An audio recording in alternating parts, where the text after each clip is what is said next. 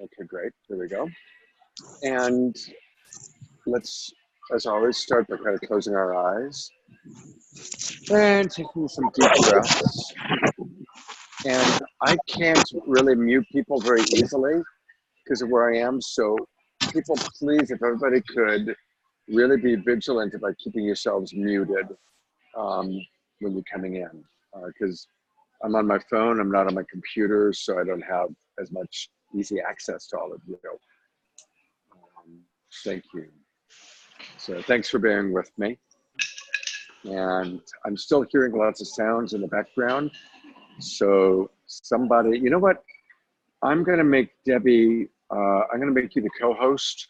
And if you can kind of keep track, if somebody comes in and they're not muting themselves, I should be able to make you co-host. Let me see if we can do that. Participants. Which one are you on? Are you on? Adrian, if I make you co-host, because I'm finding you easier.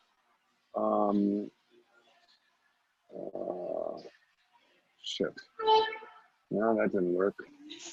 The one challenge about me being co-host is I'm flying out super early tomorrow and I need to return something this evening. So I'm going to duck out a little bit early if that makes any difference to you. You know what I'm going to do is, okay, oh good. All right, it's got Debbie as host already. Great, so Debbie, yeah, if you can just mute anybody who comes in that, doesn't know what's going on, thanks, appreciate it. All right, let's try one more time to get calm and centered, mostly for myself with all the noise behind me. Kind of letting go of whatever we were focusing on, so to really drop in deep tonight. We're going to do some deep work with each other. Deep breaths. On our exhale, letting go, whatever might have been going on or whatever might be going on around us. And then the inhale, coming to our center, coming to a place where we can learn and grow.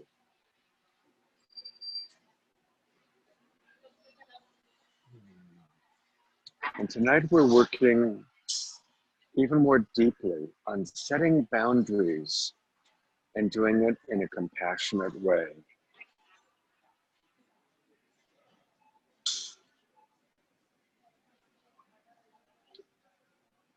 And so I want to invite each of you to think of a time in your life when you really struggled to set a boundary. Maybe it was with somebody you really loved, you cared about, you didn't want to hurt their feelings.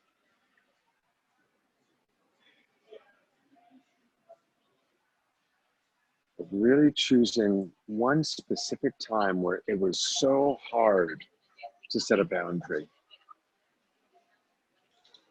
And I invite you to really remember what that felt like. What was going on in your world? What was going on inside of your system?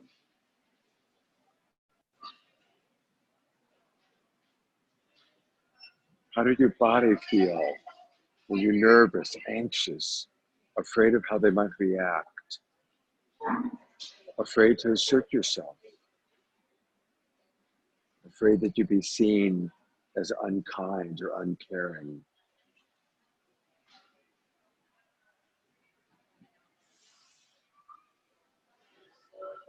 And now moving a little bit forward in just your story, what happened when you didn't set that boundary? What was the price paid? What was the consequence of not setting the boundary or being clear in your boundary? And these, for some of you, might be really tender moments. Sometimes these might be some of the hardest lessons or most challenging moments in our life when we don't set that boundary and there's a hurtful consequence. When you've got that situation in mind that you're going to work with, I'd like you to open your eyes and I kind of scan the field.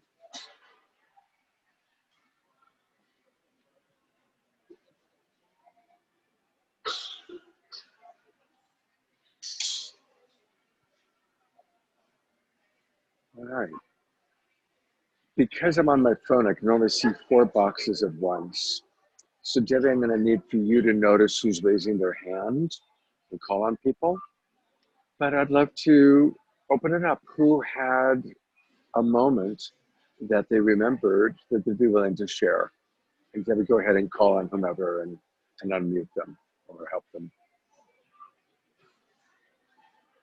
Okay, Laura's raising her hand. Okay, Laura. Hi guys.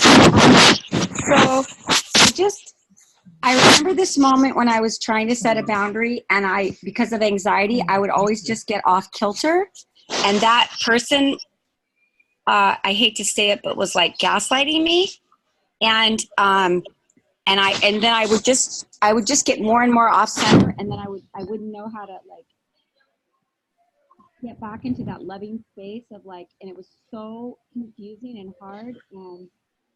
And Laura, we're having some audio problems with you. Oh. And I think it has to do with where you are in your relationship to the microphone. How's that? Is That's that better? Yeah, and just be aware that you probably have a microphone that's built into your computer. Yeah. So as it scratches against the pillow or whatever, we get a scratching sound. And when it covers, we can't hear you. Oh, thank you. Thank you. Okay. So the only other thing I wanted to say about it was I really learned just over time that no is a complete answer. And one time I went to one of those seminars, and they did that trick thing where they confuse you and they put you in different rooms and they spend 2 hours with you and they say, okay, you have to pay the $700 now. And I just stood up in front of 30 people and said, no is a complete answer. That was it.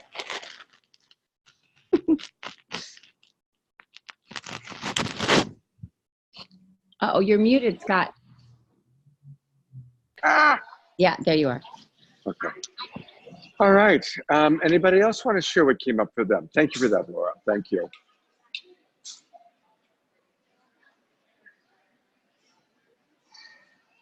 Adrian.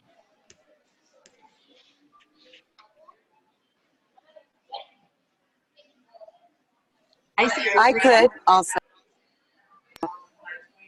Was I being chosen? Sorry, I gotta realize Scott can't. Shall I go? Yes, go ahead, Adrian. I have a unique one.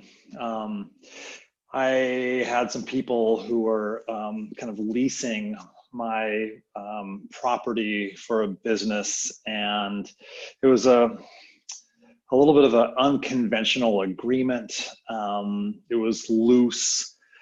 They ended up being really poor tenants slash business owners, and it was a very stressful situation, and I really needed them to leave.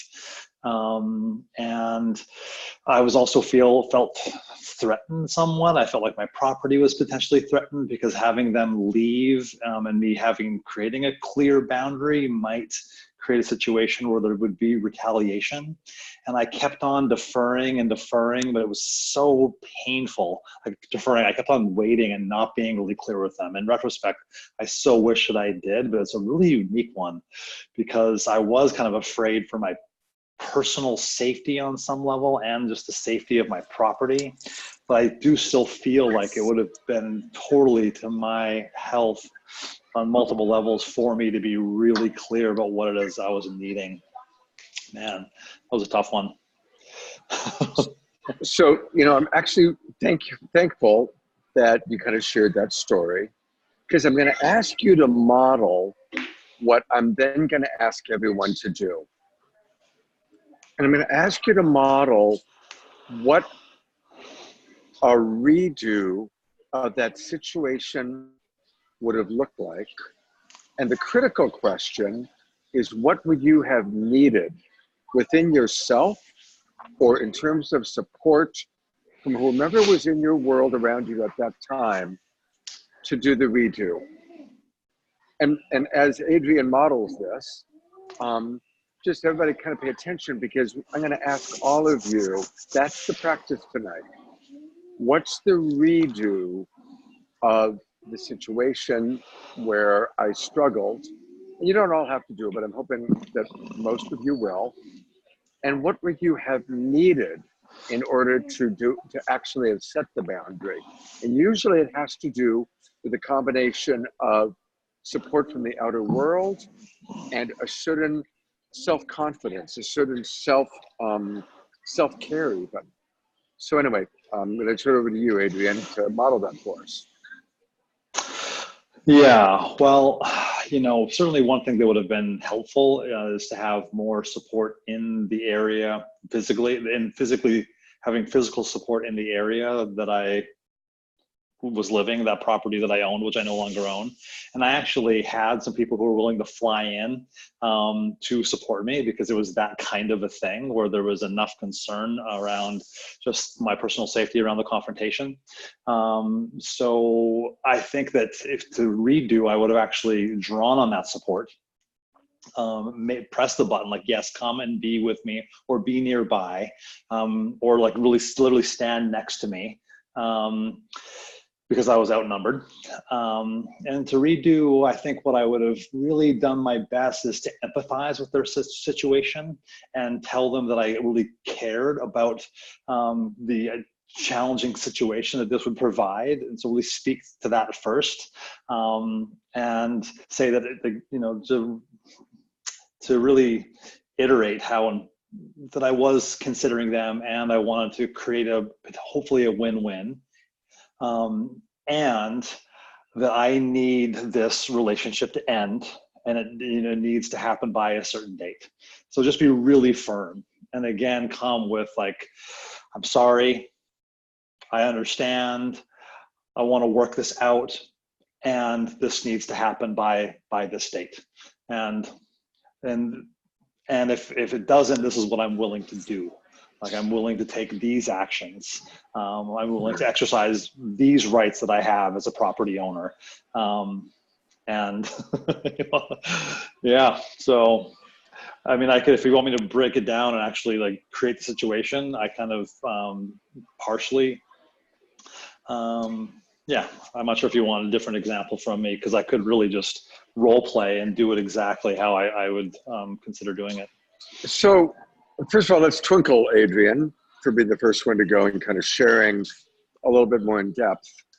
And what I'd like to suggest is, yes, Adrian, break it down just a little bit more. And to be really honest, I'm going to shut down my camera, but I'm still listening, because I need to do some shopping, and then I need to get in the car and start driving home. So I'm going to still be listening, but I'm turning it over to you, Deborah, to kind of run it. So Adrian, go a little bit further. And then Deborah, I'd like you to call on whoever else is willing to share what their story was of what did happen, and then what the redo would be. What would they redo it? I'm going to let Adrian go longer than probably the others, just so he can give some ideas and examples of how to work with this. Is that clear to you, Adrian?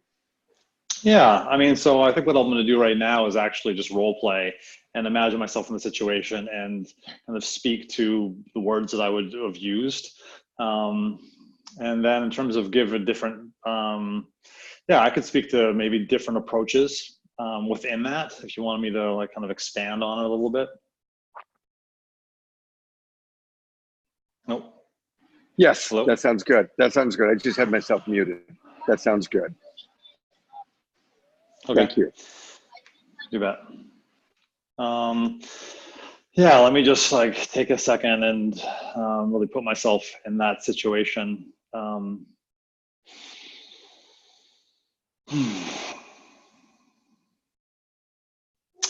Okay, yeah, Ben and Victoria, I want to recognize and acknowledge that this is a challenging situation, and I also want to speak to the fact that I do care about the situation that you guys are in, and I recognize this is stressful. Having to switch gears and to move is not ideal. And I want to come up with, spend more time problem solving ways that we can untangle that could meet as many of your needs as possible. And it's very important that we come to conclusion in 2 months, and that we untangle our relationship as renters and business partners. Yeah, I'm absolutely clear that this needs to happen. And Yeah. how do you respond? I'm just, play acting with you for a moment. So they begin to go into, oh my God, I can't believe you don't care about us. Do you have any idea how much hardship this is going to be for us? And they accuse you of not caring. How do you manage that? Yeah. Well, I mean, yeah. So I totally understand. Well, I feel like I can understand how stressful the situation is and how it can seem like I don't care. And I really feel that I do care. And ultimately, and I want to spend time looking at how we can navigate this as easily as possible. I really do care. And it's true that in the end, I am also, like, I want to look out for you, and I need to look out for me. And this is an evolving process. And in the end, taking care of my personal safety and the safety of my immediate others, which this is like also affecting my partner. And she was really clear that she wanted this to end. So that in the end, like I'll do my best to create as much of a win-win as I can. And in the end, I do need to consider my personal safety. Yeah. So I guess, I mean, in the end, like, I, of course, empathizing as much as I can in this situation, and also speaking directly to, like, I know it will impact in this way, and I can also imagine it can impact in this way. And these are some of the ways I'm seeing that we can mitigate how this can impact. I guess for me in that situation, when they're coming out, you don't care, and that anger, that frustration, I feel like as much as I can give concrete examples of my understanding, not just saying I do care and I empathize, but going, this is how much I've thought about your situation.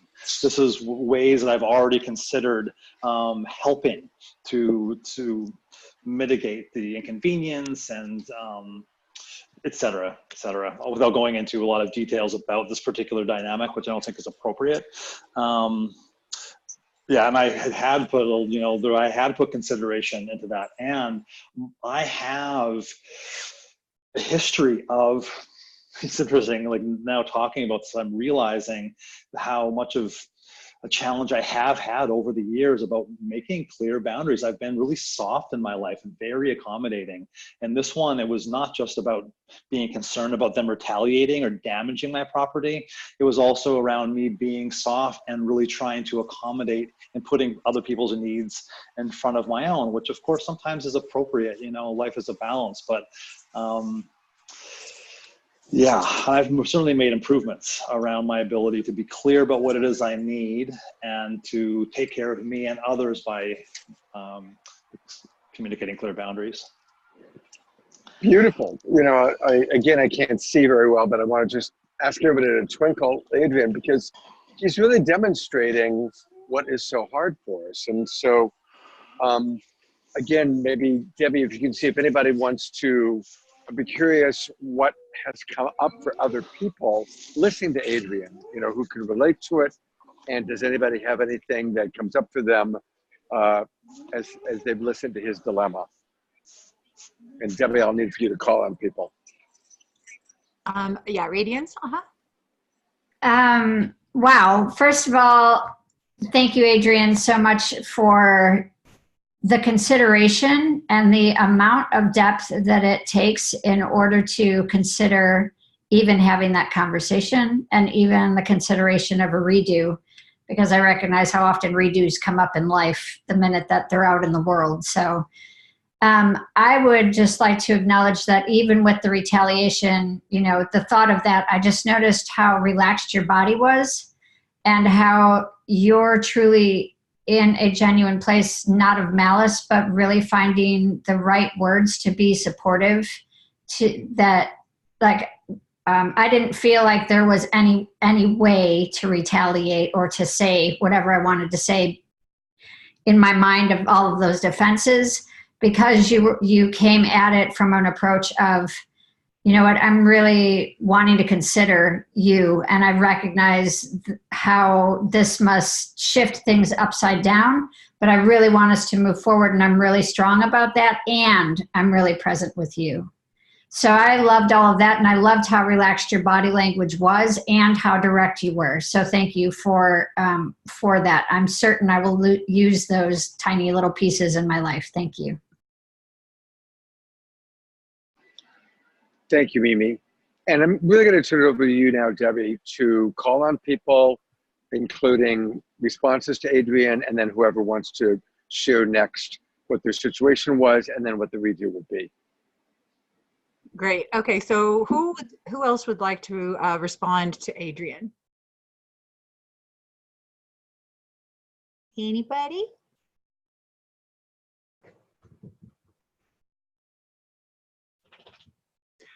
Okay, so who would like to share then? We'll go, I guess we can go ahead and go on then. Who would like to share an experience that they've had?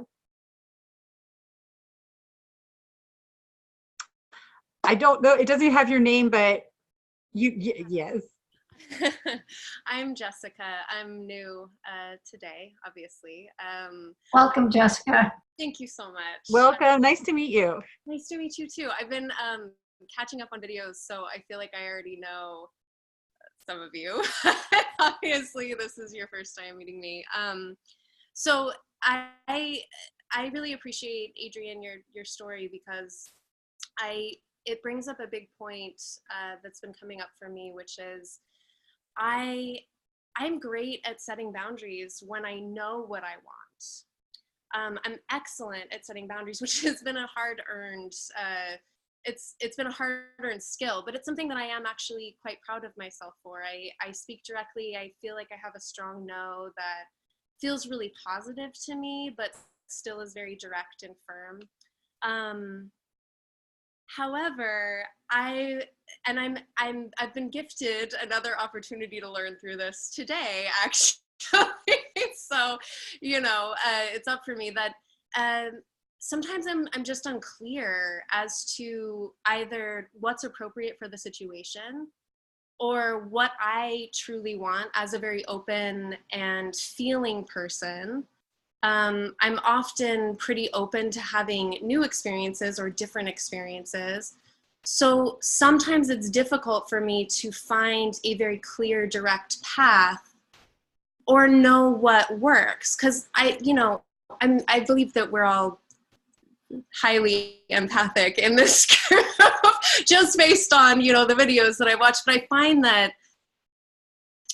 I often will tune into other people's feelings first. And so that's always a learning for me, is I will tune into other people's feelings first and then sort of respond in myself. And I find that there's a little bit of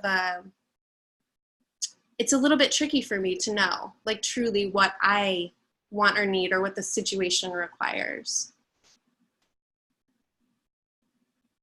So what I think I'm hearing you say is that you're tapping into other people and then yourself, and so then you're not sure what it is that you're really needing or wanting in that moment.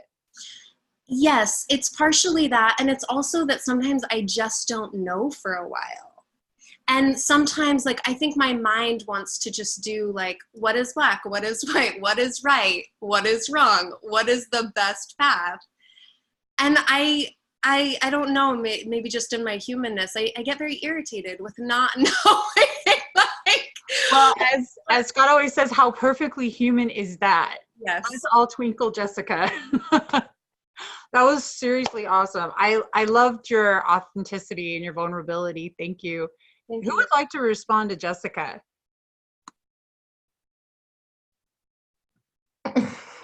Yay! Adrienne. Hi, Jessica. Oh, I'm wondering if you actually had an example of the situation and then a redo.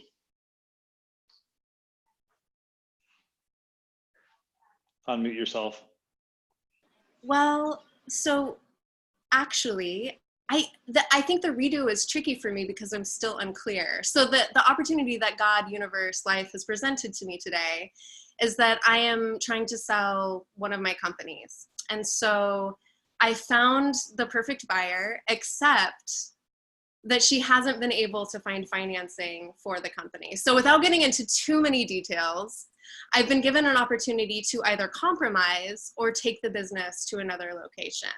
And so, you know, I think that this is a good example of like what I'm talking about, because it's, well, the best possible option would be here. Life has given me this opportunity that says, in order to get this, you need to go down a totally different path. What is the compromise and what feels appropriate to you? Like how, and so I think that there's some question in me sometimes of like, how do I tune back into, how do I know what's really right? And I don't know, I find this happening in a lot of areas. So that's a very straightforward example. But another example would be, I recently left my partner of 3.5 years after about a long time of asking for different behavior and him not being willing to, and realizing that, you know, if I can't accept someone the way that they are right now, then I really shouldn't be in partnership with them, because it's not fair to anyone. So there's that long period though of like assessing, coming back to, is this behavior good enough? Is it a reflection of me? Am I mirroring? Or is this truly not what's right for me? And so I think that there's often that, and maybe you can relate as well, in being an empath or being someone who's in tune with other people's emotions. Sometimes it's difficult to wiggle in and find out that sort of relative self-truth. I want to come in for a second, and then I'm going to turn it back over to Adrienne. But first of all, welcome, Jessica. I'm delighted you're finally with us. And a little bit sorry that you haven't been catching the one time I'm shopping at Whole Foods and kind of doing this remotely. But it's such a great question you're bringing up of, wow, what's the truth? When is it to my highest good? When is it my ego wanting this? When am I stuck in should? When am I pulled in to empathically feeling what the other person in the equation or other people in the equations are wanting? You know, I mean, these are profound questions, and our entire life we are practicing learning the answer to that. It's a lifelong journey from my perspective of really learning to differentiate our different voices inside. And so just two little pieces, and then I'm going to turn it over to Adrienne and Debbie. One is learning what are the sub-personalities. What are the different sub-personalities inside of me? My scared little girl, my strong warrior woman, my centered, my centered self, my observer self.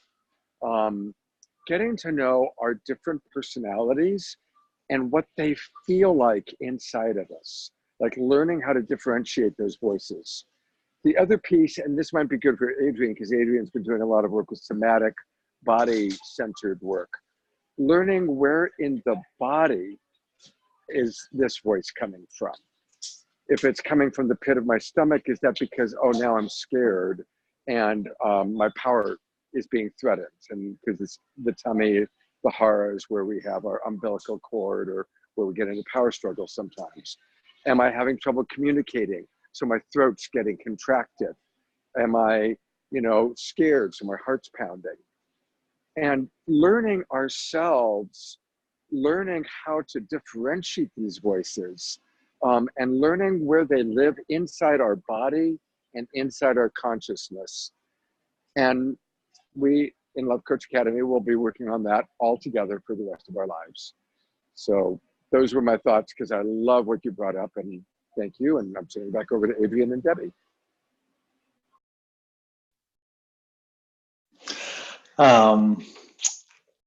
Yeah, Jessica. Jessica's an old friend of mine, and I'm learning for the first time that your relationship is coming into an end. And I'm so curious to hear more. Yeah, and I know it was so satisfying in a lot of ways, and I know there's been some struggles, and I just really appreciate what Scott was saying. Like, there is no right answer around making choices about how we want to interact with other people. You know, maybe it's spending a little bit more time. Maybe it is putting their needs in front of ours, because ultimately it's also meeting our needs to take care of others. And I think one reason why compassionate communication and this model is a spiritual practice, because in order to really move forward in wholeness, we need to really know ourselves and cultivate empathetic and objective and equanimous awareness to make clear and healthy choices for ourselves. Yeah, so I really appreciated what Scott was saying. It's so true, and I know, and I think one, the subpersonalities, like, where are we making our decisions from? I think that I'll leave my comment on, like, one way to know is when we make a choice, or rather say we don't make a choice around a boundary. How do we feel afterwards? You know, where are we? Like, where is our inner peace?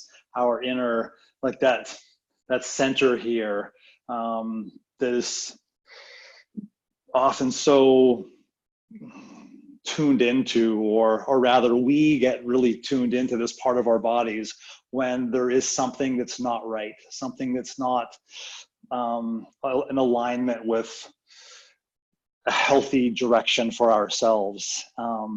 And definitely a good barometer for, am I making the right choice? Should I be making a clear boundary? Am I enabling? Am I not taking care of myself? Is right in here.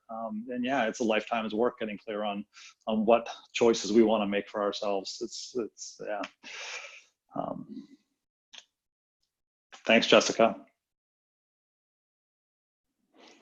Thank you, Adrienne. Let's twinkle, twinkle. Okay, so then Radiance, and then Laura, I saw you. Absolutely. I love this so much, you guys. Thank you. And thank you, Adrienne, for expanding on that. And yeah, what do I really want?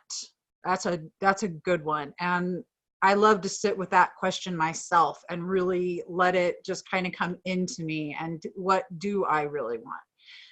And I try to remove everything external from me and really just kind of get into self. So, but yeah, the lifetime journey, if there's somebody who completes this, let me know what the trick is. Okay.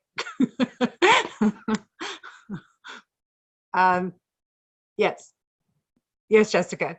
I just wanted, the subpersonality aspect is really helpful to me, because I tend, when I get stressed, to want to delineate things very clearly. And so I find that idea is very helpful to me, because emotions, you know, they get a little watery, but if I can create boundaries around the emotions to kind of understand them and personality them a little bit, like those recommendations and suggestions were extremely helpful.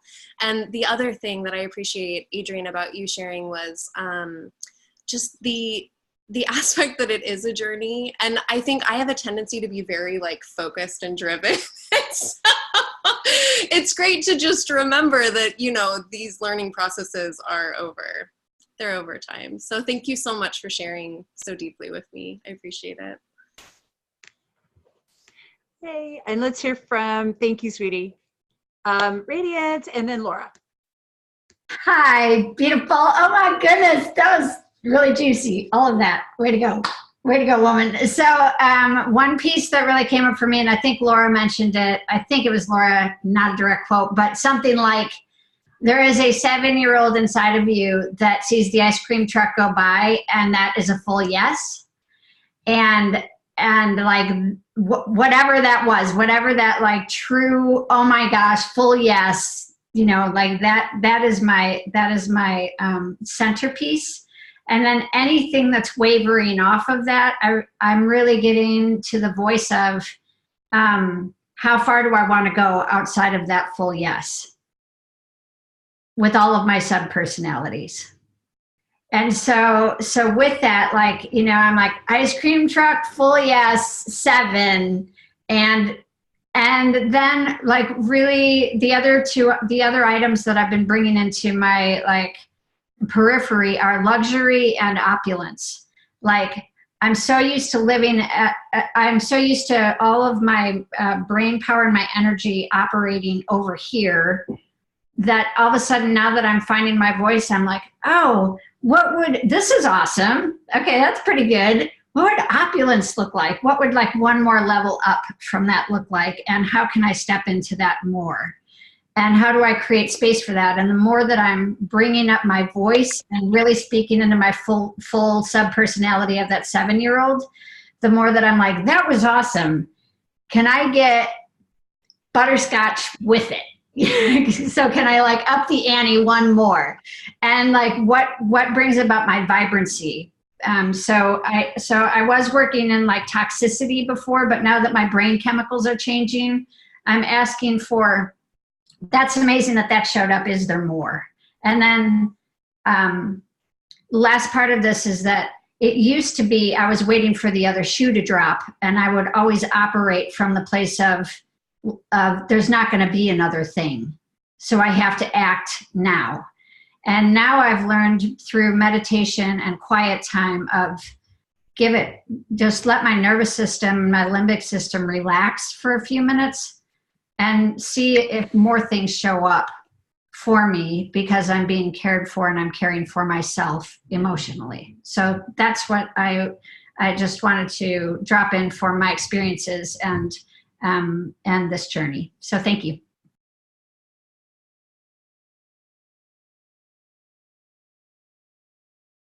Okay. Me. Thank you.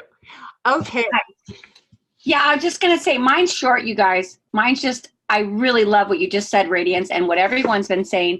Mine's just, what if, and I like to ask questions, what if everything was a practice? What if my nervous system, when I'm triggered especially, gets a little bumpy from that? I would say I'm a 6-year-old, maybe. And what if it's okay? And what if a sorry can go a long way for a bad, wobbly boundary? But a sorry that's not just, not a sorry that's just like, oh, I'm sorry, but a sorry like, oh, you know, I'm just practicing, and oh, you misunderstood because my inner child's out, and a real, like, what if that could just be okay? Because like Scott said, it's a lifelong journey, and we're never going to get it 100% right. And so that's what I try to lean into. And I know that I have an overstimulated nervous system, and it's okay. So that's mine.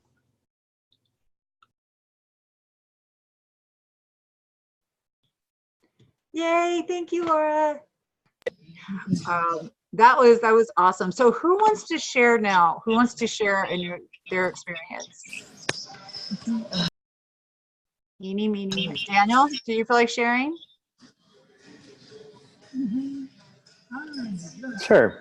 Oh, I'm also wondering about a boundary that wasn't communicated in the way you maybe would have in a redo example. Just yeah. Thank you, Daniel. Come back. You talking to me, Scott's Adrian? Original. Okay. Yeah, I was just kind of coming back to Scott's original directions for this process. I meant thank you, Adrian. Thank You, you, right, Debbie. guys. You know what's up. Roll with it. Well, I work with a team of assistants, and one of my assistants was I don't know, creating drama, or like with each individual other assistant, he would have some kind of issue, and one at a time, my other assistants would come up and say, "Wow, I feel really uncomfortable with this guy," and yet he sort of became an essential part of the team, and but eventually it was everybody in the studio was uncomfortable with this person being there, and you know, it was time that I had to you know, let him go. And like sort of like you, Adrian, I think this person, I didn't feel really that safe with this person, in that there's definitely an instability and a volatile nature to this person. And so what I ended up doing is, like, I have sessions where we'll work for 3 weeks and then we're off for a while and then we come back. And I sort of took the easy way out and just didn't invite him back to the next one. And it solved the problem for everybody and it never became an issue between us. But I think I could have been a lot more clear with him,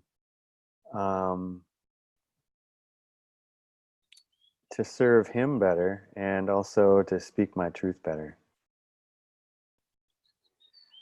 So if I was to rewind it, I probably, and it was like everybody else had an issue with him.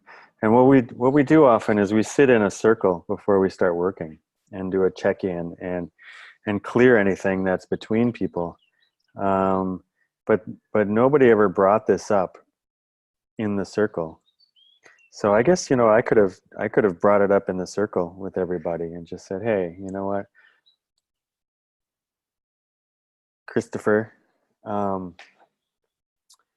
it's been brought to my attention by everybody else that there's like a common discomfort with how you've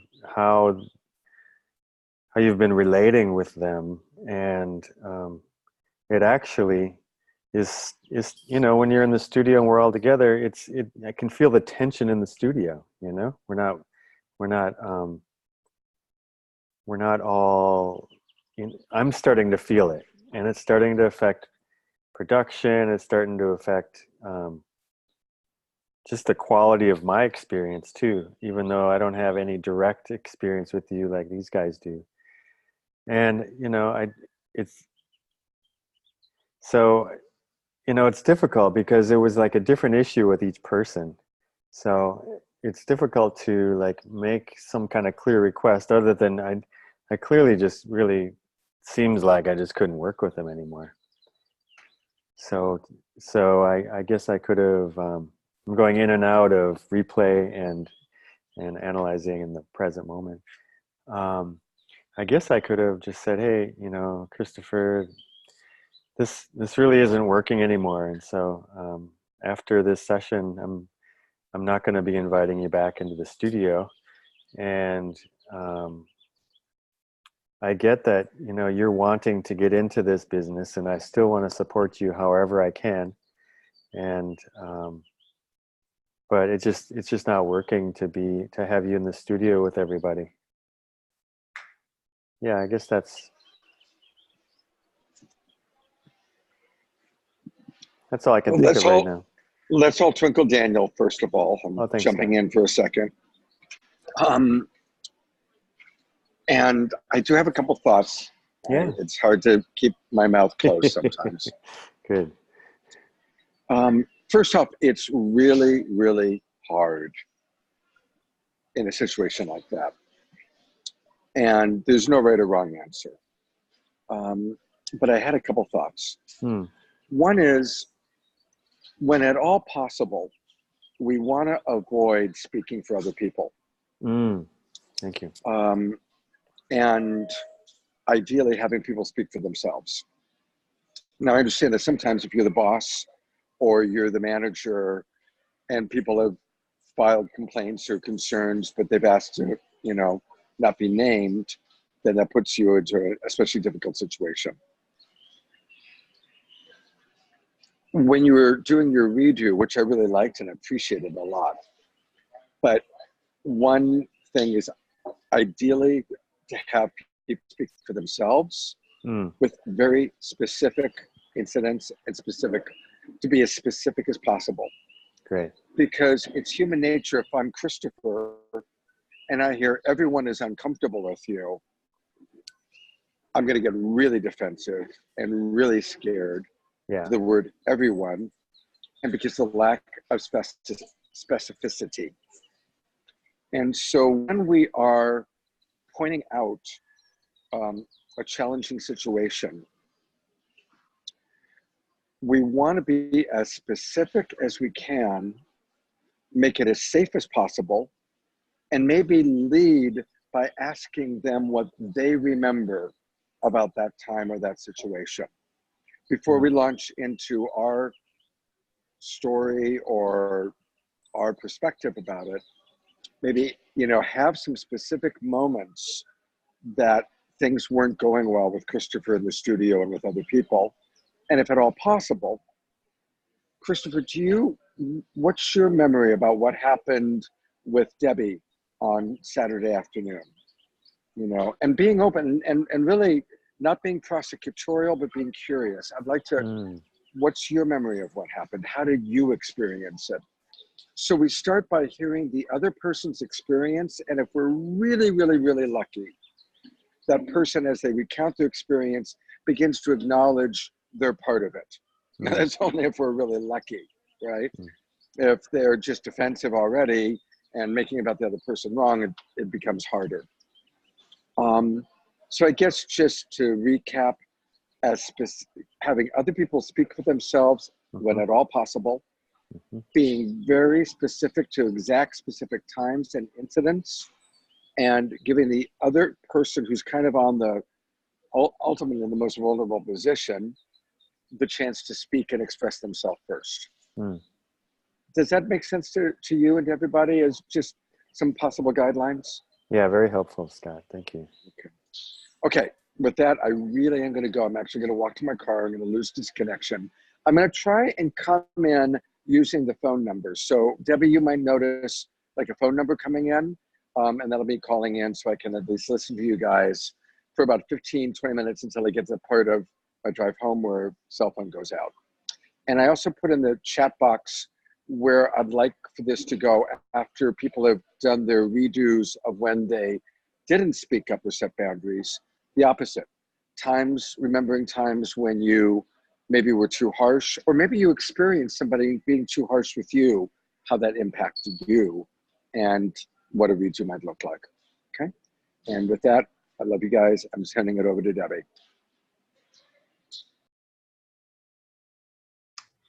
Okay, so by raise of hands, who would like to do breakout rooms with this next practice? Raise your hand for yes. No? So a few people do. I'm happy to stay in group because I appreciate watching how it's done. That's helpful for me. Okay, and okay, I missed that. I'm hearing him, but I'm hearing, but sometimes I don't catch everything because of the speaker on my computer. Okay, because I know he put it in here. Okay, so after this, so now we're going to talk about remembering a time we were too harsh with boundaries. So we can all just take a minute and remember a time we were too harsh.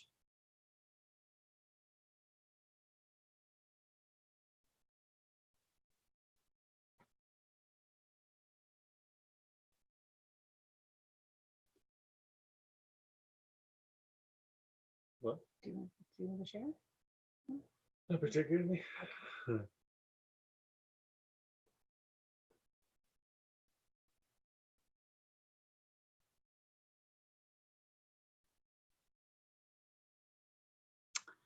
Okay, who would like to share about a time that they were too harsh?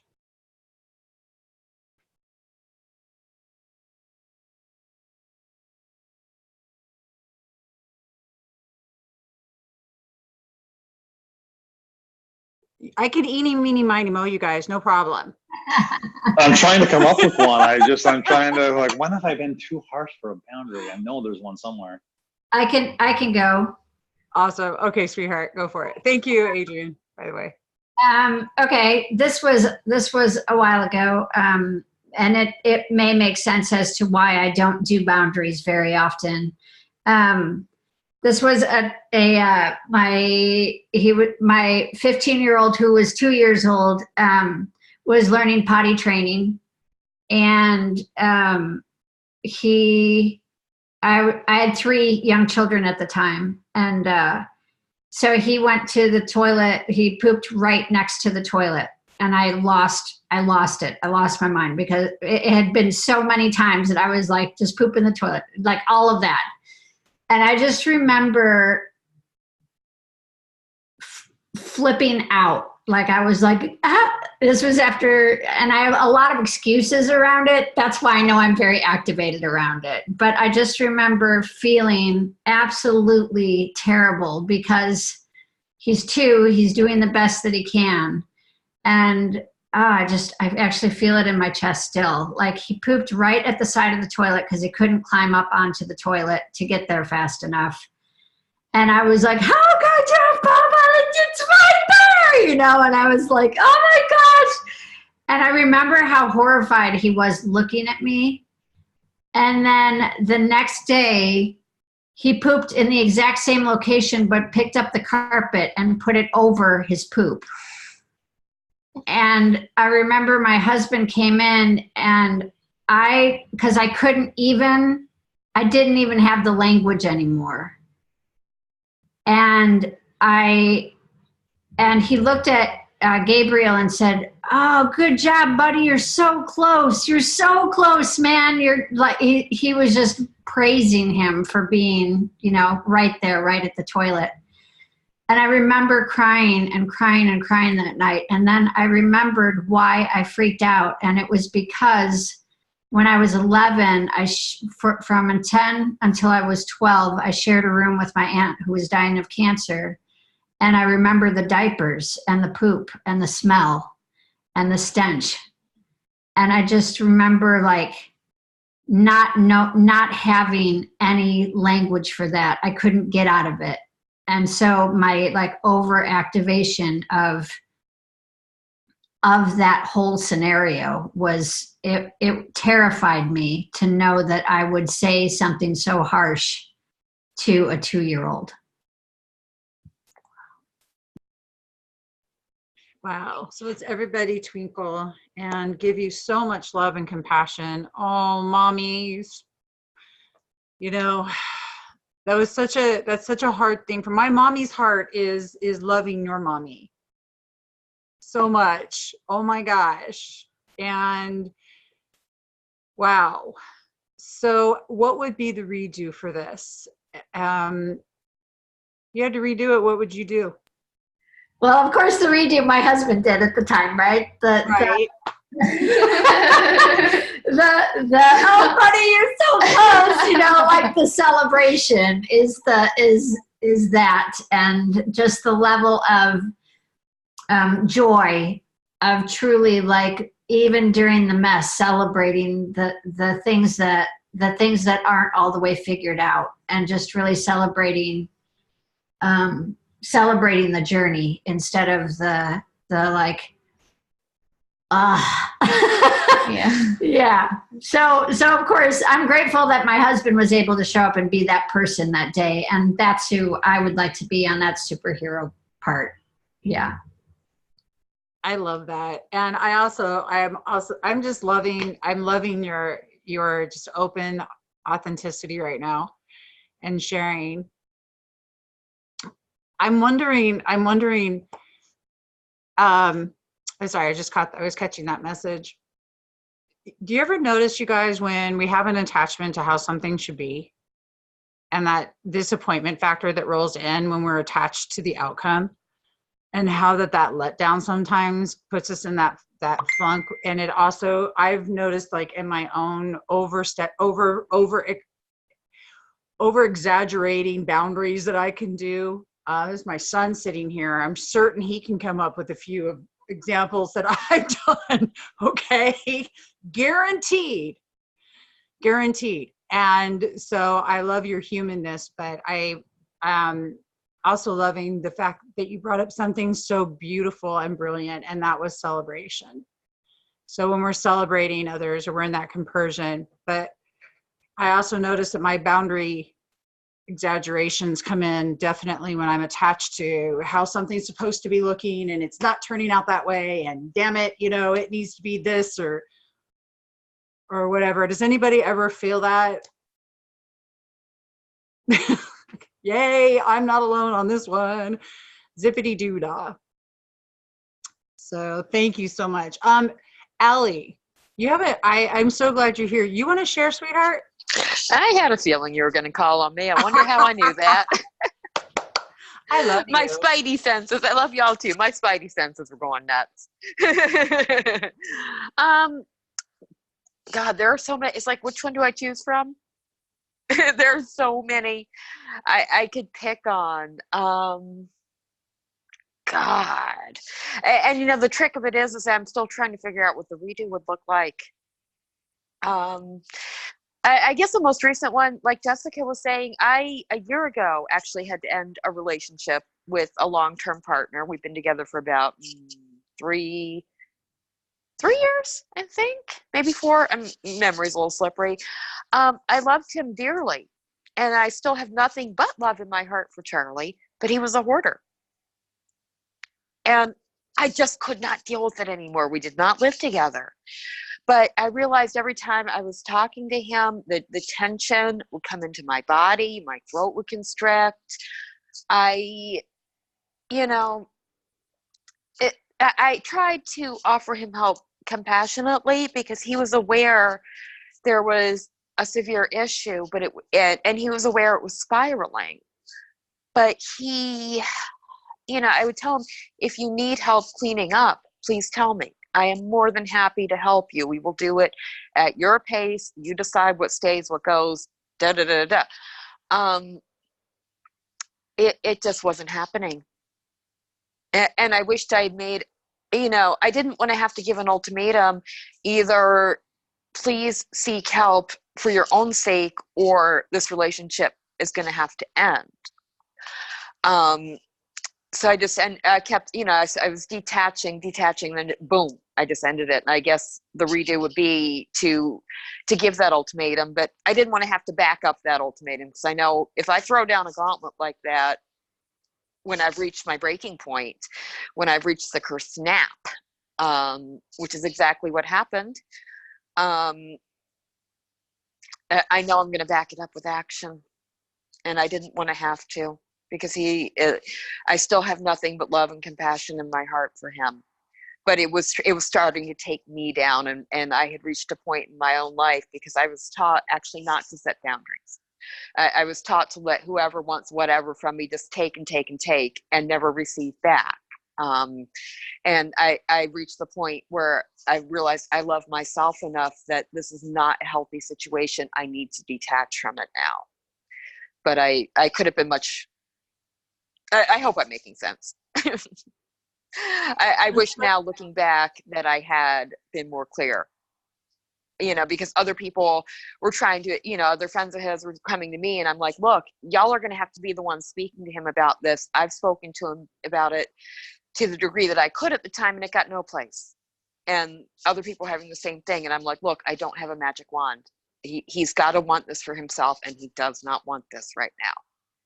And everybody, let's twinkle Allie. Yay! Thank you so much for sharing, sweetheart. Does anybody want to respond to Allie?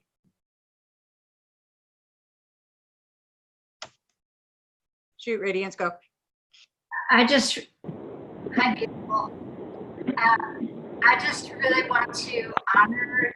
I don't know that I heard a harshness in there. I really wanted to honor like for me personally, I didn't hear a harshness, but clearly I hear that it was upon your heart that there was a harshness to it. So I'm really loving that you spoke up about taking care of yourself and recognizing that you have this great love for him and you didn't want that to diminish.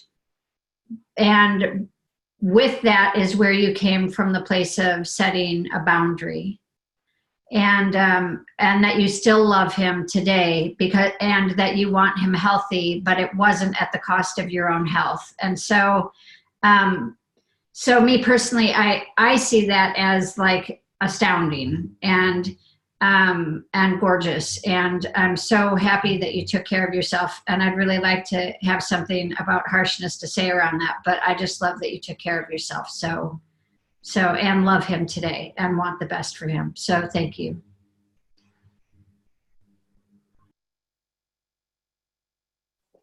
Thank you. Thank you for sharing, Allie. I know that it could be, I know that sometimes that's uncomfortable, but I'm really glad that you did. Thank you, sweetie. So who would like to go next to share a harsh boundary that they put in place?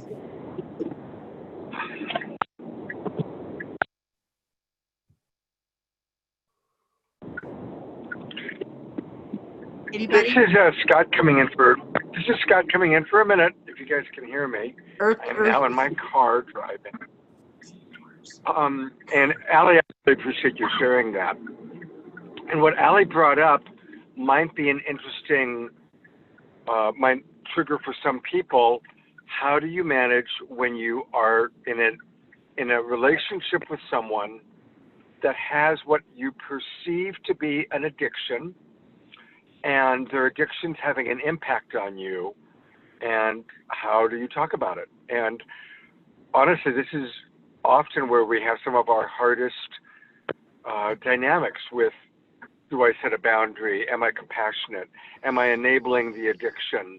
Am I being too judgmental? Is it inappropriate to call that person an addict or to call it an addiction?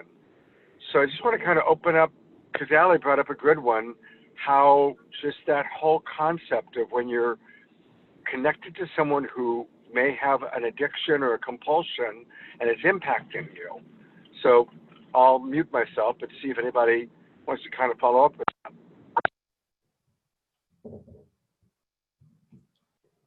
I love that. Actually, I can share on that.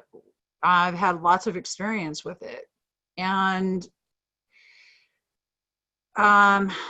I used to do a lot of shaming, you know.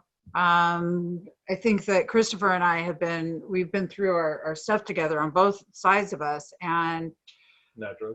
Yeah, dealing with how to talk to him when I'm not comfortable with what he's doing. Well, first off, I have to tell you, I have experienced,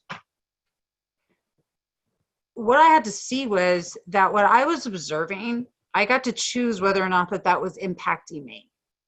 I don't know if that makes sense. Okay. Let's say he made a choice to go out and do whatever it is he's going to go and do.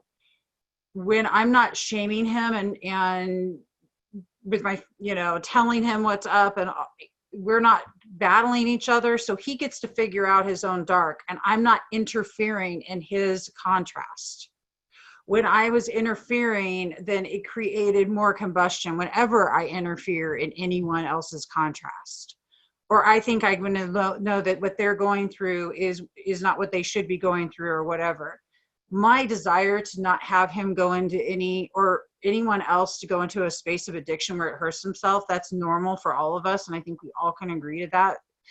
But at what level that they're actually affecting us is something to really take a key look at. Because I really had to look at it. And I'd ask myself this, is what is happening right now actually truly affecting me? Or is this really triggering stuff from more like childhood with my dad's addictions, with my dad's alcoholism? Because Christopher wasn't my dad. And sometimes the root of where the actual pain was lying wasn't with the person I'm dealing with the addiction with. So how it affected me or my life, I had to really look at it differently. And the boundaries, the boundary was more like, this isn't okay with me. This is not okay with me, and these are the reasons why. But they really had to be things that were about me, not me trying to stop Christopher or anyone else. I'm not trying to point you out here, but you are right here. Well, he is right here, but not at the risk of not telling him he can't go through his own contrast as an adult. Okay, so it really is interesting when you're dealing with somebody who's portraying these addictions and also not interfering and enabling it, because that's the enabling part that comes in. We all know that's codependent. That's that codependent stuff going on, right? So, I mean, Christopher, what do you have to say about any of this? Actually, the last two topics, I guess, kind of really fall in line for me. Well, all the last three, as in setting lenient boundaries, setting harsh boundaries, and the topic of addiction. Like all three of those have been rampant throughout my entire life. Yeah. I definitely feel like because of the amount of lenient boundaries that I've set, the boundaries that I actually do set, or I should say that the amount of boundaries that I didn't set and should have, created a kind of panic in me when I realized that I should set boundaries. So I'd set them way too hard. And then, you know, those really harsh boundaries would end up blowing in my face. And often I would do that when I was getting triggered by somebody's addictions or my own. That environment in general really just makes it so I can't think straight when setting set boundaries. So it creates kind of an interesting clusterfuck, excuse my language, but yeah. Anyway, that's my 2 cents. I don't really have a example I'd like to give you guys, but just my kind of head around this whole conversation where you guys have been at. It's very interesting. This is good stuff. Would anyone like to respond? Oh, yay, Jessica, go ahead. So I love what you both said, Christopher, and in particular what you said about the loose boundaries to harsh boundaries, and how it creates that internal. I think that you used the word, and the loose boundaries created an internal anxiety in you that then kind of pushed your hand towards the other side of the pendulum, if you will.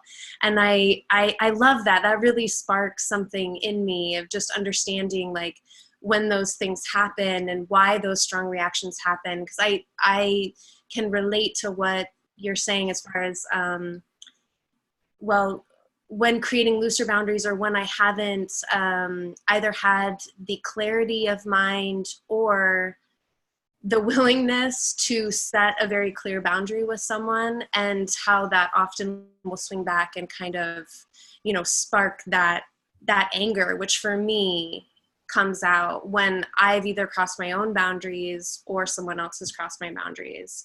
And that kind of plays into the you know, that other topic of when have I come on too strong, which is definitely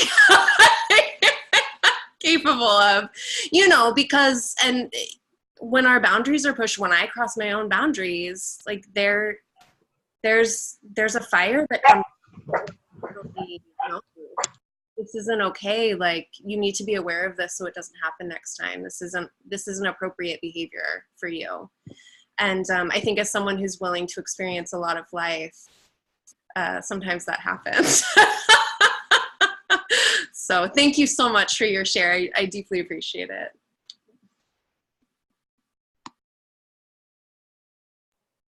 Yay. Okay, Radiance, what you were going to pop something in. I saw you. Oh, I was just giving like lots of fives and sparkles for all of those conversations because they were beautiful. So I love that. Adrian.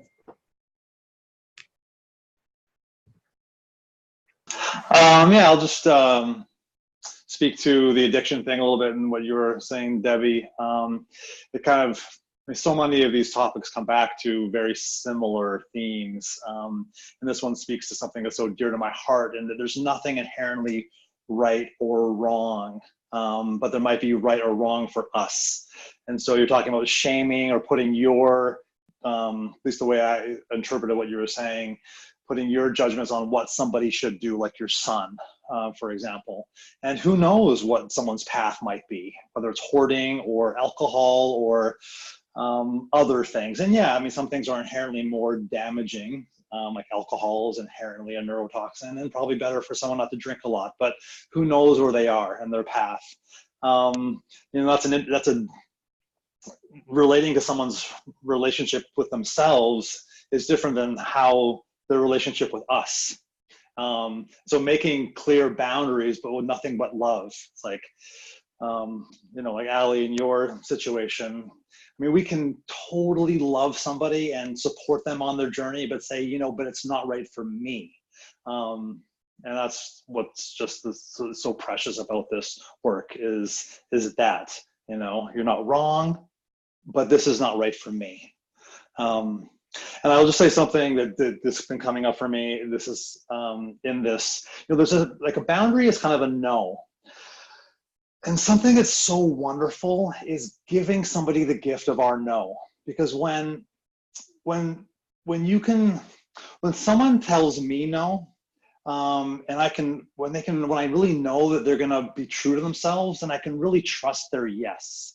And that's such a wonderful relationship to have with somebody, that you know they're gonna say no when it's a no. Because when it's a yes, that yes is so sweet. And so to know that when we are saying no to people, when we are creating boundaries, it's a real gift for a solid relationship. I'll leave it at that.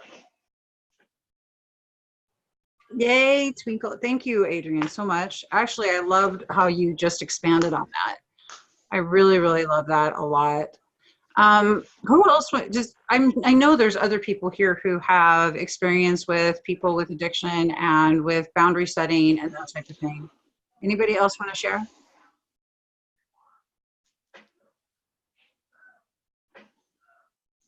Go ahead, Allie.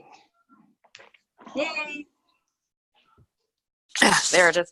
Well, yeah, it's interesting because that is kind of how it relates back to even setting boundaries in the first place. I grew up I'm in an alcoholic household, and seeing,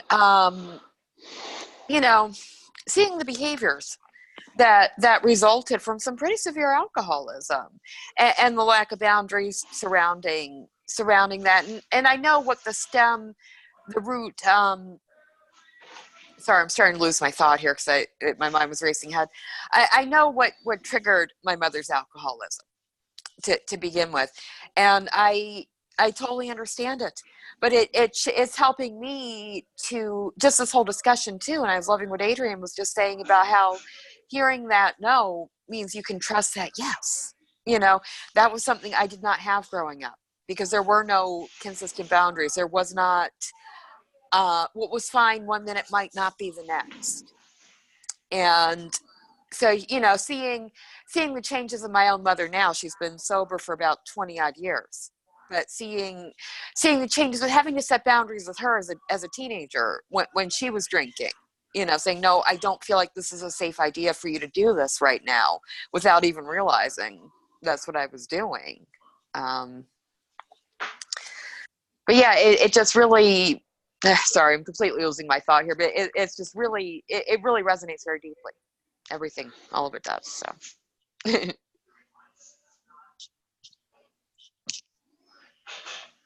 I keep muting myself. Thank you, sweetie. So let's go back to the heart. Oh, wait. Yes, Radiance. I do have one piece that I wanted to add based off of what Allie was talking about. Thank you for sharing that, Allie. One piece that I recognized from my childhood was I would set a boundary, and I had a lot of siblings, and it wouldn't matter what my boundary was as the baby, because I had to share. Like that's great that you have that boundary and you have to share, so it doesn't matter. And so I think that's where I learned, I was really dropping in with what Adrian was talking about, and just hearing this idea around Jessica also around these loose boundaries, that I had really strong boundaries at one point, but they just were annihilated because in my household, that was disrespect. You didn't say no. That's disrespectful. You didn't have those choices. Those were disrespectful. You didn't get to choose the food that was on your plate. That was disrespectful. Everything when I was a kid, trying to set boundaries. And then Adrian, was it you that just mentioned, somebody just mentioned the thing about maybe that possibly anxiety coming from that. And what I was just piecing together was that I am so freaking lenient. It is I am the most lenient person that I know in terms of flow. I mean, that's been beautiful. I can hear anything. I can be like, oh yeah, totally. That's all human stuff. But what I recognized in my 15-year-old is he really loves structure, and that is his safety. And because I was in this, like, well, just share the Legos with your brother. Well, just share the, and that for him was like, but I have a very strong no, mother. And so like, I've retrained myself to listen to people's no's because I wasn't raised like that. So it's gifted me, but I also recognize that's probably why I'm in this place of not only being able to hear everybody's like darkness, all the darkest parts, but also I could really stand into more authentic boundary placement. So thank you for all of your shares, because it just like came into my brain like, oh, so thanks. That was great. I loved that. I loved that. And I love that example of you standing in stronger. Actually, I loved how you brought so much light into something that could be dark.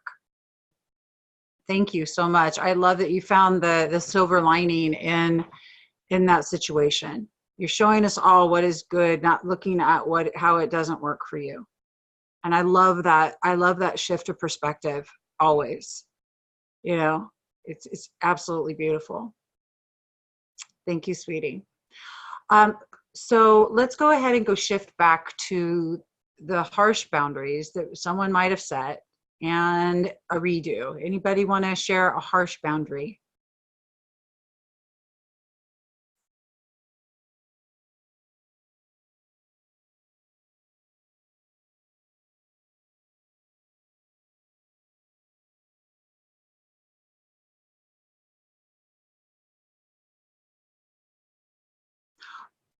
Okay, I won't share a harsh one, but I can share what I didn't set this morning while you guys are thinking about it.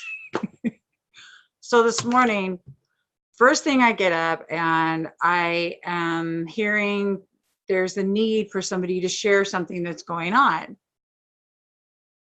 I haven't had my coffee yet, but I know that I'm probably feeling like I need to show up inside, like just show up for them, and that's okay. But when it became an hour later, and I realized that my showing up for them just required that I didn't meditate, I didn't get my day started correctly. The ramifications of that for me were a clusterfuck in my brain going, because I had things I needed to be doing. And instead, I was a little people-pleasing-ish, if you know what I mean. I found myself in that space. I did it. And I realized that when I went back downstairs and I was feeling like overwhelm, the overwhelm was because I didn't set a boundary. I didn't set a boundary with my own time. I didn't put self first, which is not selfish. And instead, I allowed myself to go into the space of overwhelm because I want peace. Okay. My over this big, huge desire of mine to have peace at all costs. So I'm going to listen and be there, well, anyway, so my redo would have been, I absolutely love you and you are so important. And to have listened the first time and not just knew when the broken record came back around, that was my cue to probably bow out. And my redo would have been to just hug and say, I love you, express my empathy for what they're going through, but then just let it go and not just be there to allow the story to have continued.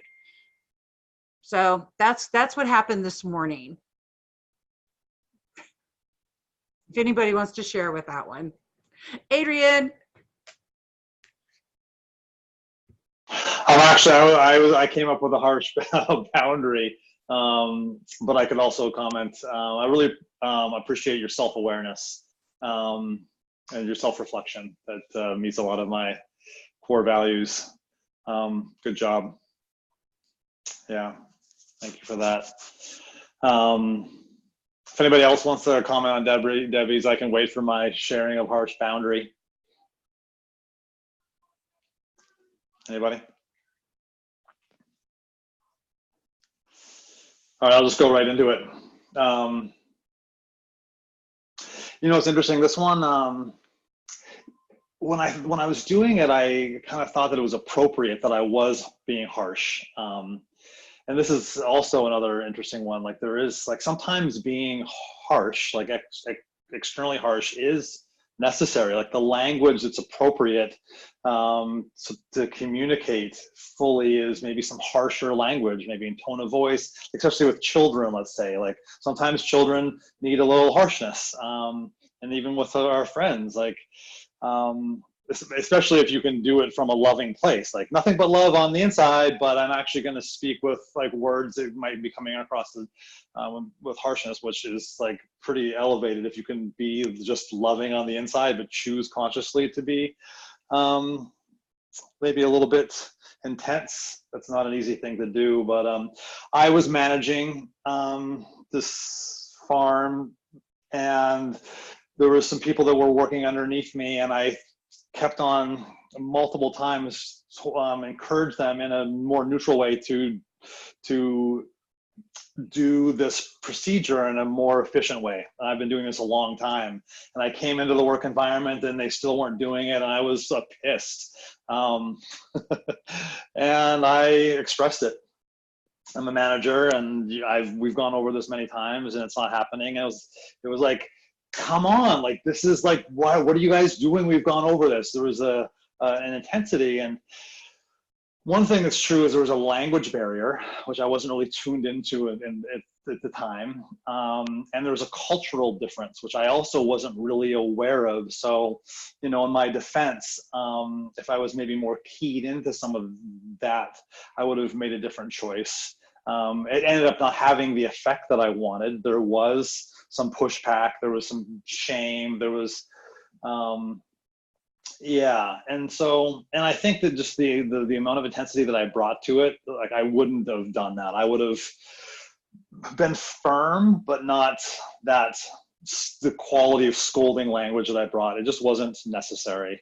Yeah, if I were to do it over again, I would have said, hey, you guys, can we stop? Let's stop what we're doing. I'm feeling frustrated. We've gone over this multiple times, and maybe I haven't explained it clearly enough. So let's do this again so we can really get on board. And if you guys have any confusion, let's ask me. Let's, you know, that kind of a thing. Like firmness, solidity, but not like that scolding, patronizing quality that I brought. Yeah. So that was an inappropriate boundary that I had. Twinkle, twinkles. I imagine it was frustrating for you. It is frustrating when we repeat ourselves time and time again and we're not being heard. I don't know anybody who isn't frustrated with that. So, and being gentle with yourself when you are frustrated, and that beautiful opportunity that you got to see that, you know, and as you're looking back on it now, I guarantee when you come up to it again, you're going to definitely breathe through it and express yourself where you are being heard. So, anybody else have some experiences where they've tried to set boundaries and they're just not being heard? And that frustration? Yeah, lots of us. You, yeah, monster. He feels it. Thank you so much, Adrienne. That was a beautiful share. Radiance? Yes, Adrienne, I just wanted to acknowledge that I appreciate that you thought about cultural differences and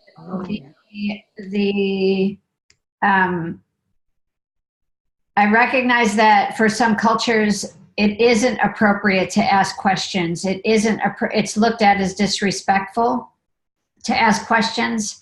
And so I really appreciate that you would bring some wisdom around the idea of how to approach a group of people who might be from a different culture, and recognizing that even for them to ask questions might be a whole nother level of communication, and how to really engage with people when culturally they might be thinking that that's disrespectful. So I appreciate that you would consider that. I thought that that was really, that really touched me. Thank you. Yeah, thank you. I appreciate that. And one of the considerations is that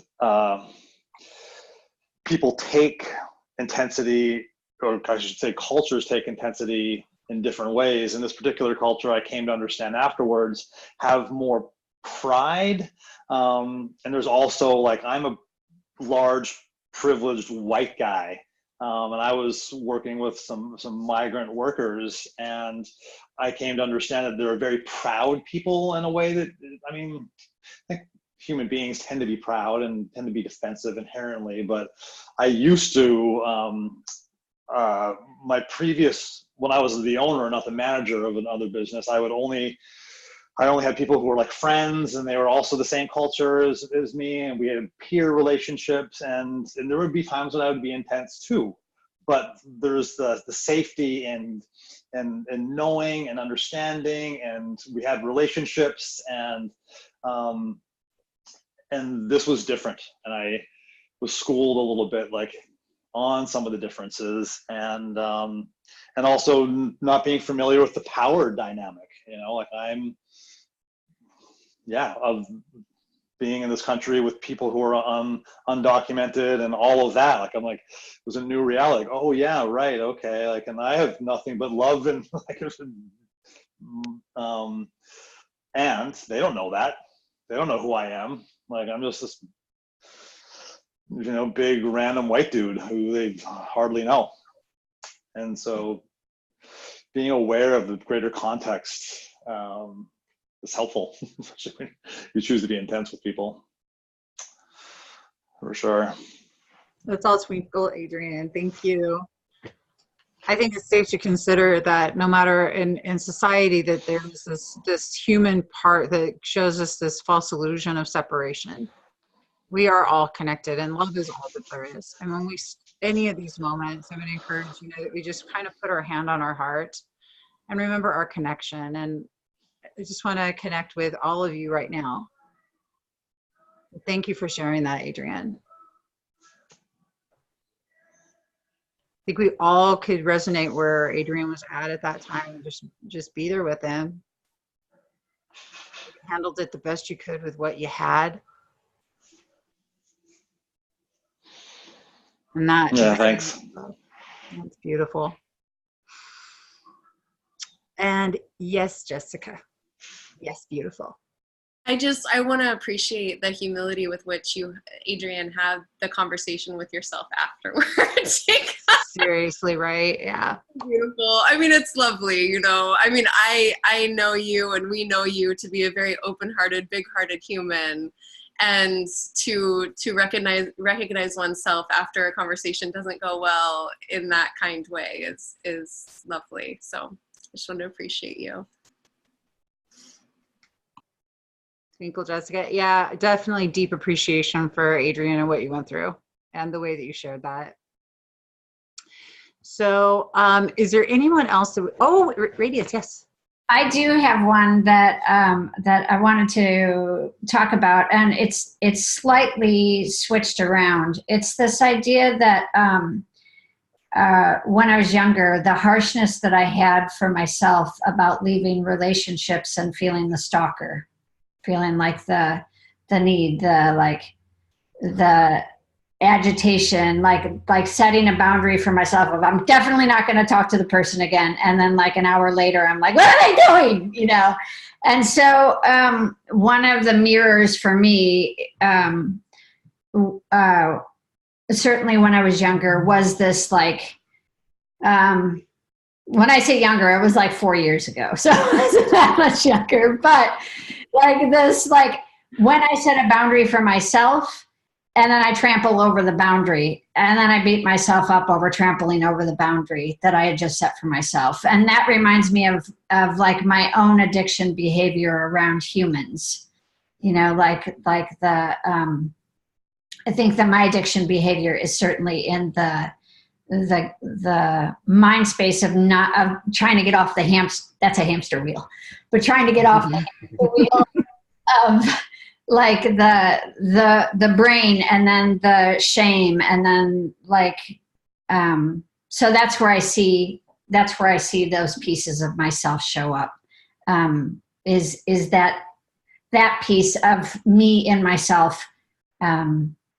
Okay, I think I've said those words enough times. That was beautiful.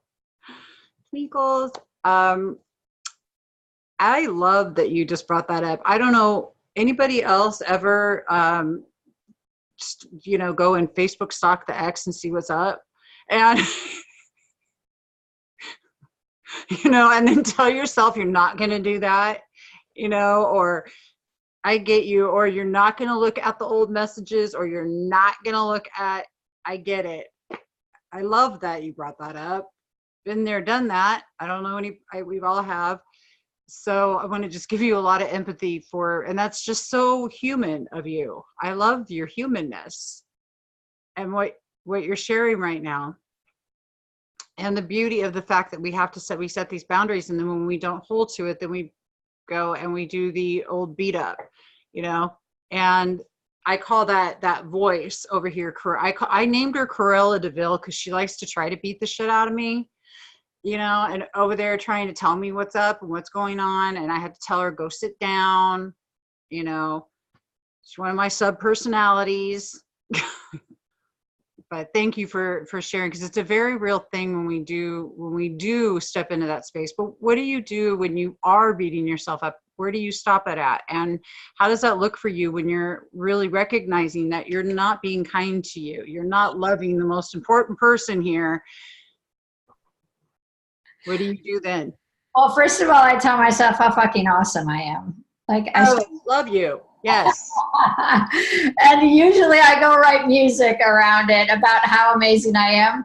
But, and sometimes some of the, all the neuroscience stuff that I've been studying the past 5 years has been like, go celebrate that I want to do these things, that I want to pursue and have these conversations, and really honor that there's a part of me that is trying to create safety in conversations, even though that's not there and available anymore. So really celebrating the fullness out of the desire instead of just participating in the desire. So really hearing like the part of me that's like, but I really want to talk to him.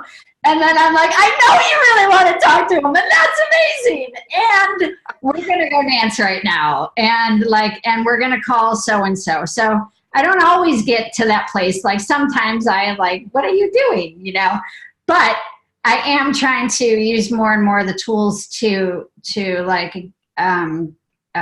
close that desperation and that lack of oxygen when I don't have that connection. Like we're really loving the part of me that wants that connectedness and being like, let's just find that in health. Like, I love you, and let's do that in a really healthy, wonderful way. So, yeah. Gorgeous redirection. I love that. It was beautiful. Anybody want to respond really quick before that we get going? Adrian, I'd love to hear what you have to say. Wow, Radiance, I so appreciate all the things that you've said, your self-awareness and your self-care in that, and just that you're so anchored in your appreciation for yourself and can go there. Gosh, it's such I guess the one little piece I wanted to add is just the nuance of holding oneself accountable without shame and guilt. Making a boundary for ourselves, not doing it, and to be able to go, yeah, okay, well, I didn't do it, and I'll try again, and maybe this is why, or maybe I'll shift the boundary to something that's more realistic, and to love ourselves, and yet hold ourselves accountable. And I feel like that's like a lifetime's worth of work. you know, and I think it can be particularly hard when we do something that hurts somebody else, you know, and it's so common for us to go into blame, or not blame, but guilt and shame. And we're often, the amount we care about something is culturally, we're told culturally that the amount that we care is determined by how much guilt or shame we have, which, yeah, Scott would say that, well, if we have guilt or shame, it's showing us that we're not a sociopath. But like, to be able to hold ourselves accountable without creating that negativity, we're really like honoring and loving ourselves, but not deflecting. So when you were talking, Radiance, it made me think of that, you know, that place of, yeah, recognizing that we didn't maintain our own or hold to our own boundary, and honoring that, holding ourselves accountable, loving ourselves, having empathy for ourselves, and making another choice and do what we do next time. Yeah, I guess it wasn't as quick as I thought it would be, but it just made me think of that nuance of accountability and loving ourselves. Let's all twinkle, Adrian. Thank you so much. That was beautiful. That was beautiful. I love all of the self-appreciation awareness that we've got going on here. I think this is a super important thing. What I've really gotten out of the boundary setting has been a lot about self-appreciation and us needing to know what our desires are, true wants are. What do you really want?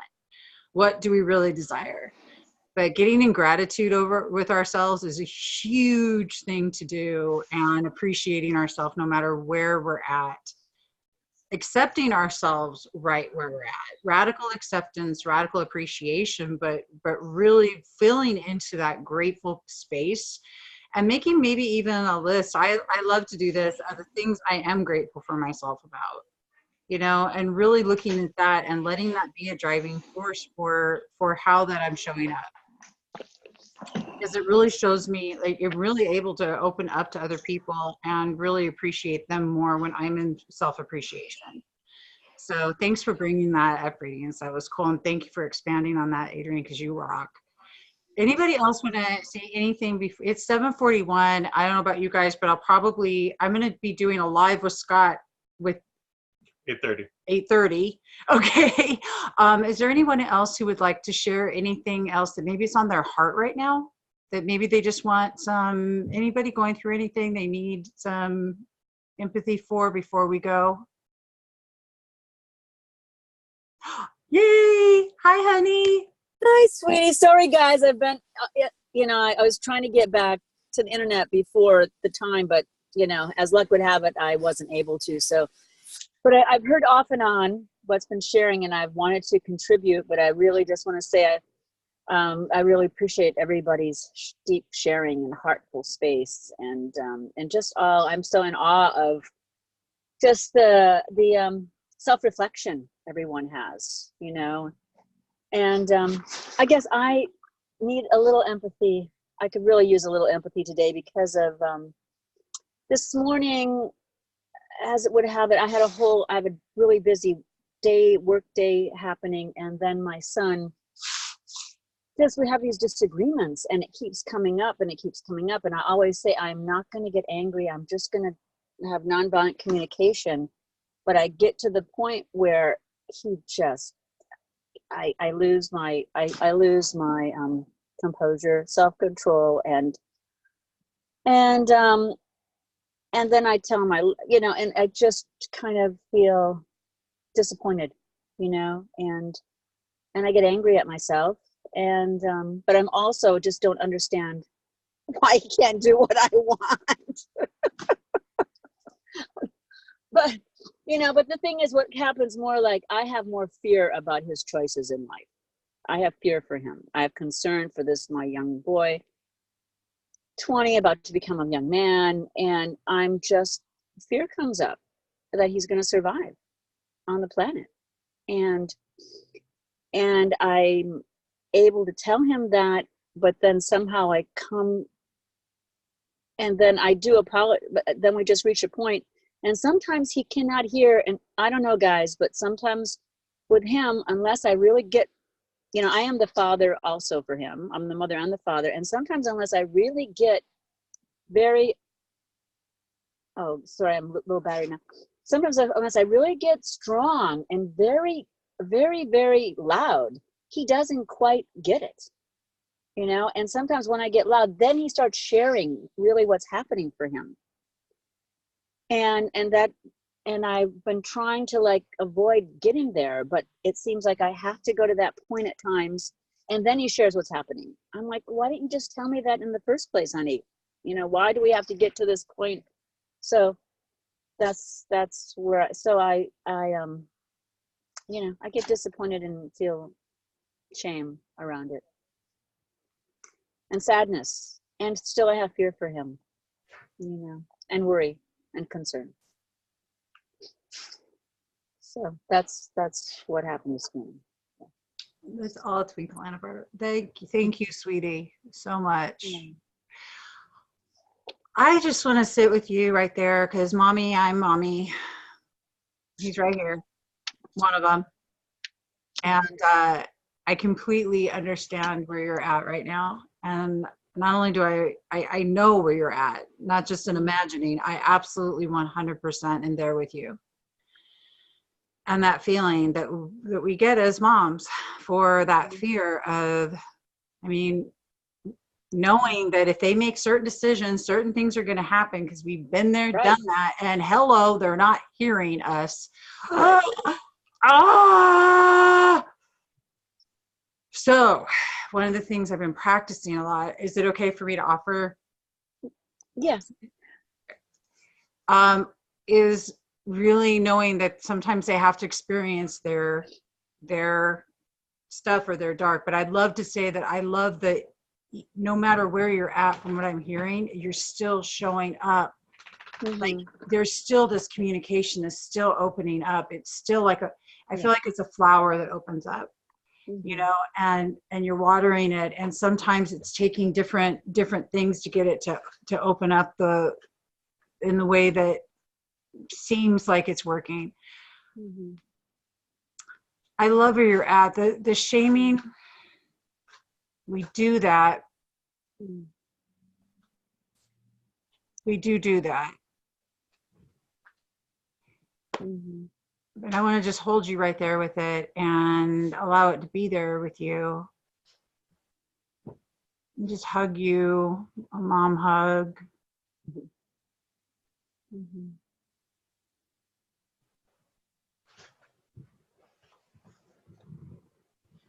Yeah, it's good. I can come more in my body. It seems like it just pulls me so much out of my body, you know, because I don't even want to be in it. In that. So it's just good to, I mean, it's been all day. I've been kind of been moving so much that it's just good just to breathe in that. You know, give myself some empathy and understanding for my total presence in his life, and home and food and everything that he needs. So I'm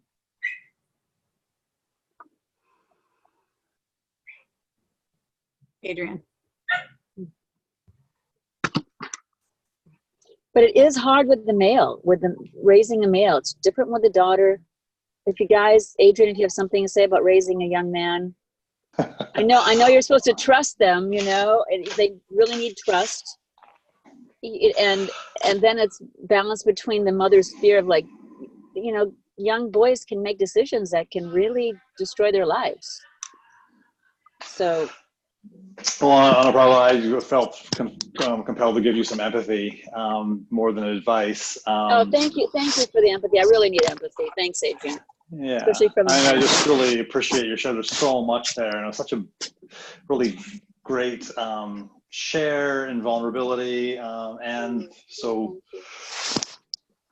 encompassing so much of what we've been talking about. You know, I can imagine your self-criticism. Like, I can imagine your values around being a good, clear, calm, empathic communicator, and I imagine you do a really great job of that, even in challenging situations.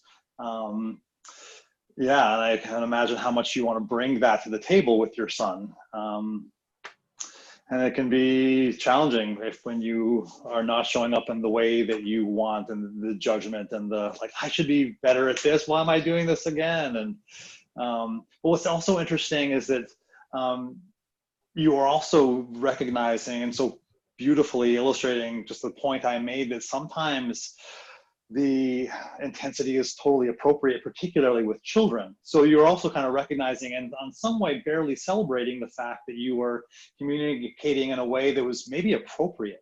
There's like two things happening. You were on the one hand kind of feeling disappointed with yourself and maybe even a little bit ashamed because you're not meeting your values for nonviolent communicating, super just solid, neutral, but then also recognizing that, wow, this other way of being is so appropriate. So I'm kind of curious about that. Yeah, so I just wanted to, yeah, there's a lot there, and I can only imagine. I'm not a father. I'm certainly a boy, and have my own sense of that. And I'm not sure if now or if I'm the right person to go into that. We're getting close to the end of our time. I just really wanted to celebrate your massive capacity that I've seen, and the interesting juxtaposition of what you shared. So I think Radiance also wanted to share, and I don't want to take up any more time. I could go on and on about this, but thanks for sharing. It was really so tied a lot of the things that we were talking about together in an example, a beautiful example. Thank you so much, Adrian, and WG too. Adrian, it just feels really good to hear with a male voice, hearing that empathy from you.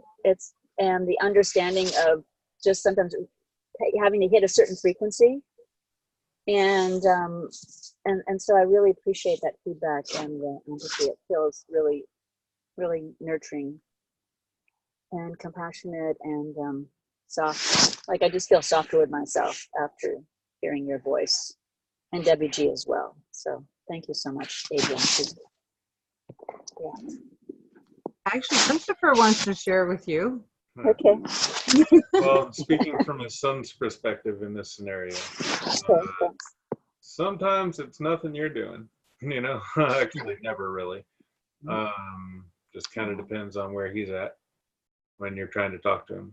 And he's especially at the age where other people's opinions don't exactly matter. Not that they really should, but really take that to heart when you're 20 and you do what you want and you're going to figure it out. I mean, as far as why he's not sharing with you until the conversation escalates, I don't know. I do that too. I don't know why. There's also something to be said for aggression. So, like, that could be something good for him to go take a Muay Thai class or something like that. Work out, you know, because that's definitely something. Like, if that gets too pent up, then there's no having conversations with anybody. It's all going to go bad. So, you know, there's multiple factors, but definitely don't think it has anything to do with you, because it doesn't. It's not personal. I get that. But as a mom, we do though. We get into the whole personal thing and then kind of, but I appreciate that you're right. Christopher, I really appreciate that feedback, you know, from a son's point of view. Right. And I can also see that he's going through so much and he needs to figure things out himself, you know, so, and it's just I think it's the moms wanting to take care, wanting to keep you guys safe and alive. That's huge. That's big. Huge. You know. And I love you for that. I love you for that. I do. That's nice coming from you, Christopher. I really appreciate that. Thank you so much. And also the feeling that like sometimes you don't get it either. And I think he doesn't get it either because I know we love each other, right? So I know that's a big love there because I am the person that's there all the time, and I know he does appreciate me. And so I really, yeah, I'm just taking to heart what you're saying. So thank you. Good thing. I'm going to call on Daniel and then Radiance, and then I think we'll be done, guys. Go Okay. ahead. Go ahead, Daniel. Hi, the other guy here in the group. I wanted to share with you on a problem. Hey, other guy. Hi. Well, I just want to speak to, yeah, when either my mother or even now my wife, when I'm hearing like some things that are wanted of me, and it kind of sounds like, you know, it can sound like, oh boy, here it is again. We got to hear this again. But then when the intensity comes, there's like a communication like, wow, this is really important to you. And, you know, that that's one way of communicating how important it is, but it's definitely like a visceral, emotional way where, okay, you got my attention. I see how much this matters to you. Now I feel like somehow more connected now that I recognize how important it is to you. Yeah, that's it. Yeah, thank you so much for that, Daniel. I really appreciate that. And I mean, I must say, it often happens right when I'm on a timeline and I have to go, and then this thing happens, and I'm like, I want the time, but I really have to go, and so that's that. And maybe I'm not well resourced, and maybe I think maybe I shouldn't have even taken it on, you know, at that point. I should have just left the house.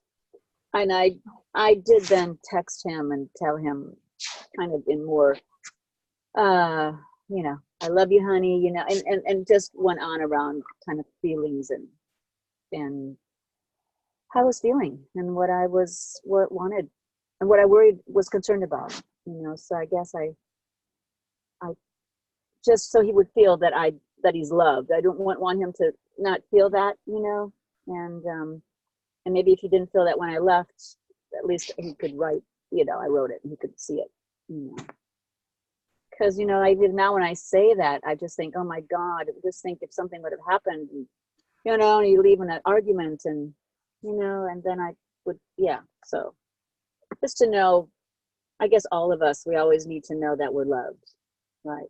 So that feels so much better than not being loved, no matter what, you know. No, so thank you, Daniel. Thank you. And Radiance, I know you've got she's got something to say for sure. First of all, I love you. Gosh, thank you. And just the depth that you hold and that spectrum that you hold from yang energy to yin energy to making sure that your child is alive to making sure that your child has these tools to start thriving, surviving in life and that launch. So that's a lot of oxygen. So I just wanted to really honor, and even that you care that much is tremendous. So thank you for that. And I've raised 5 sons, 5 boys, and I have 2 left in the house, and that's 8, he's 17 and 15. Wow. And the conversation that I have with them regularly, well, 3 of them are my nephews and then my 2 boys. And the conversation that I have with them regularly, can I drop in with this, of just like a conversation switch, is I would really like to speak with you as an adult, because I really want to start nurturing our adult relationship so that in the relationships that you have in your life, it doesn't reach a critical stage, that you're paying attention earlier on. And this is that earlier on moment. So would you like me to be full volume with you, or are you able to come to the table at a lesser, like where we're paying attention and where we're having this conversation? And I say, because otherwise what you're going to create is that the partner that you get with will have to be at full volume for you to pay attention. So which one would you like? And then I give it time. I don't force the conversation, and most of the time. Unless there's like socks and underwear laying around, and then I might flip out. But in general, I like speak into that at 15, at 17, and at 12 is when I started these. I'm like, you're coming into adulthood. How would you like to be approached? Because I can give full volume. I can do that if that needs. And most of the time they're like, you know what? That's not necessary, Mom. Thank you for this. I hear that you're talking to me. I'm going to need about an hour because I just need to finish up what's going on here. And then I'll be able to pay attention to what you're saying. And then we can like negotiate. And I'm like, no, I need this, like, this is a now. This isn't an hour from now. And that really has shifted the way that we are in communication, because what I'm saying to them is, I love you and I want you to have relationships in your life. And I recognize that this is the trial period for you. So let's get these pieces together. And it's 10:59 and I love all of you and thank you. Thank you, Radiance. I appreciate that a lot. Thank you so much. I am so grateful for all of you tonight. Michaela, I would just want to say hi because I know we didn't hear from you tonight. So I just want to wave a big hi. Everybody twinkle Michaela because we didn't hear from her. And I just appreciate all of you so much. And I hope that you have a beautiful rest of your week.